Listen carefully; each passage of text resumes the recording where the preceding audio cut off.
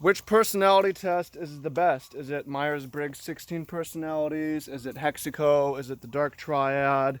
Is it Enneagram? Is it something else? Welcome in, fam. Much love, Trev. Here, beautiful day out here in Hawaii, and I think personality tests are definitely worth doing because you're going to learn more about yourself. It's going to help you with your identity, give you more idea of what you should be doing with your time.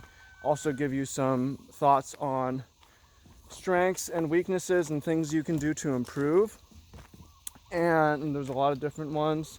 Welcome in, fam. Much love, Trev. Your beautiful day in Hawaii, bruh. And I think it's also important so that you can learn more about other people. It's a tool. I have a new amazing young woman came into my life, and we did a bunch of personality tests together, kind of to see, oh, are we compatible, or let me learn about that, let me learn about you. So I did 4 of these tests within the last couple months, and I'm going to share with you my thoughts on them. And part of the reason why as well is because Ty Lopez recommends, hey, before you form a partnership with someone, whether romantic or business, you should take a look at their personality test results and look for a couple things in particular. And I think that's pretty smart and prudent. And he does that personally before hiring someone. Although specifically the ones that he uses for that are, so I'm going to come back to Myers-Briggs, 16 personalities, Enneagram. I'm going to start with Dark Triad test. The Dark Triad test will tell you at only 3 things: narcissism, Machiavellianism, and psychopathy. Obviously, if somebody's psychopathic, you want to know right away. If someone scores really high on narcissism, Machiavellianism, then it can create some problems, and you might want to say, hey, like, maybe move on. Maybe I don't hire you into my business.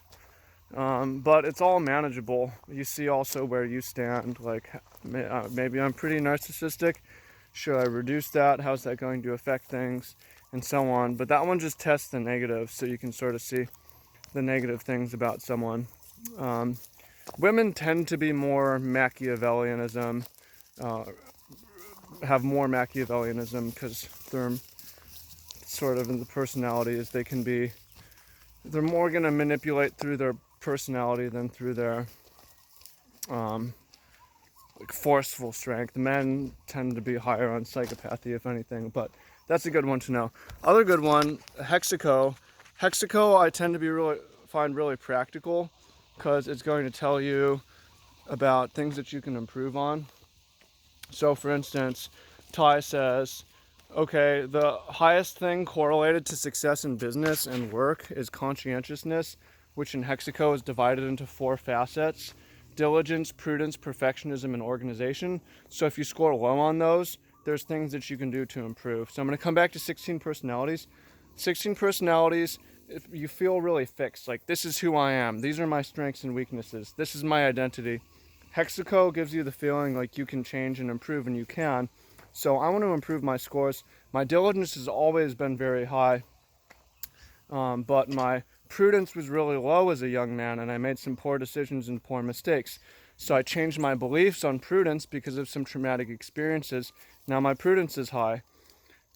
I used to have low organization. My room was a mess. I didn't have my goals written down. I didn't have my days sequenced. Now my organization is extremely high. So the last one that I'm working on is perfectionism. There's a balance here because I don't want to be too perfect, but sometimes I'm sloppy and I put out inferior work when I should just delete it and try again, or improve it. So I'm trying to improve my perfectionism. And there's a lot of other things in there that will tell you, for instance, your sincerity score. Did you know that women value sincerity in a male really high? It's one of the highest traits. So if you score low on sincerity, maybe you should change your thinking, adjust your behavior, be more like Barney. He's very sincere. He doesn't bullshit. He doesn't lie, right? And then Hexaco will tell you some other things which are interesting.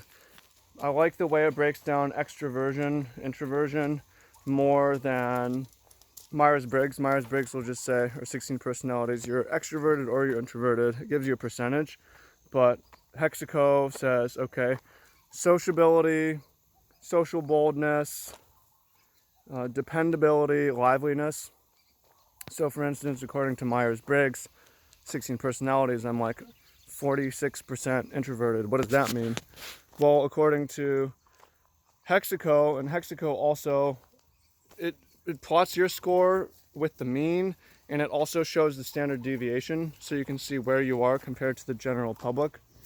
It doesn't differentiate by gender, which I think it should, because men and women score a little bit differently on certain things. But so for extroversion, introversion, for instance, I'm really lively and I'm really socially bold, but I'm not very dependent, and I'm not very sociable. And these are good things to know, though. And there's things that you can improve, some things you can't improve, and you might not necessarily want to. But for instance, if you're trying to find a romantic partner, you should probably be similar on sociability, because if I'm really unsociable and my partner is really sociable, we're going to want to do different things with our time. I'm going to want to stay on Friday night and read, and she's going to want to go out and party or go out to a show or something, right? So that's important to know. So I find out of all these to be Hexaco to be the most useful, because it isn't box you into an identity. You get the feeling that you can change. It tells you what you need to do, and the data is most relevant is it's show you in comparison to other things. Now I'll come back to let's go back to 16 personalities. 16 personalities is pretty cool. They have a lot of data on this. The one thing I don't like about 16 personalities is how tribal it becomes, where it's like, I'm this one personality type, and that's who my identity and who I am, and I'm not changing, and I'm supposed to be compatible with these other personality types, so I'm boxing other people into these personality types. And on the other hand, it's good to get some sense of identity. I tested an INFJ. And okay, so the different facets are what? Introverted versus extroverted, thinking versus feeling, judging versus perceiving. I already forgot one. I'm not an expert on 16 personalities, but I tested INFJ, which is one of the rarest, or it is the rarest type, and it says INFJs are sort of quiet, intuitive, people who go with their gut, sort of a thing. And my girlfriend tested the same INFJ, which I thought is really cool. Like, oh, we can understand each other, right? And this is the rarest type. So I think that's useful also for compatibility. If someone's like, what's the opposite of INFJ? IFTP or something, EFTP or something like that. We're probably just going to be too different, and it's probably not going to. There's be a lot of friction that you'll notice. So, one thing, Dr. David Buss, Evolutionary Psychology, the most data on what women want, what men want, why people stay together, the most studies, says one of the most important things is in compatibility is similarity. Similarity on many factors, similar intelligence, similar personality, similar beliefs, similar politics, similar race at times, living in a similar place. So you don't have to be the same, but if you're like way too different, there's going to be a lot of friction there. So it's nice to know, hey, we're kind of similar, right? And then there's also the Enneagram test. I found the Enneagram test to be kind of useful because it sort of tells you what to do. That's more about where your motivation is coming from. So for instance, it told me that my primary types were achiever. I'm motivated by achieving. That's sort of how I get validation in the world. It makes sense. Like, I'm not writing books or going on stage or making YouTube videos for money. It's more for status. So it's saying, hey, like, maybe you should pursue. This is going to make you happy. It's not necessarily a negative thing. And then my other type was helper. So that was saying, I want to feel needed and be generous and help people and see that I'm making a change in people, and I should do that. So I should work on those sorts of things. It sort of gives you direction of what you should be doing with your time and your life. So that can help you with choosing your career or orienting your life. So I found that to be pretty useful.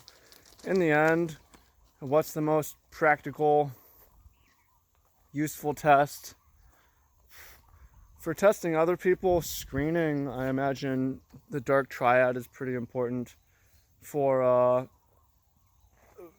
working on seeing how you can improve, and practical, seeing how you compare to other people.